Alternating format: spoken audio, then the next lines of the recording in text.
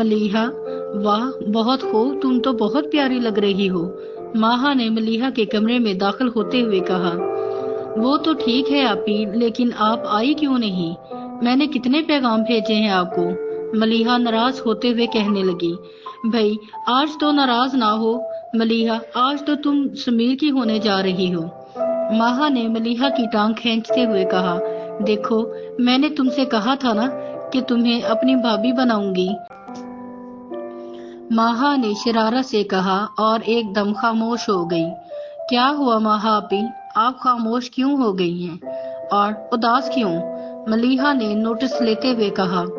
کچھ نہیں، ماہا نے لمبی سانس لیتے ہوئے کچھ سوچتے ہوئے کہا، پھر کہنے لگی۔ ملیحہ جیسے گھر کے حالات ہو گئے ہیں، میں کبھی تمہارا ساتھ نہیں دے سکتی تھی، میری اب کس نے سننی تھی، ماہا نے دکھ بھرے لہجے میں کہا۔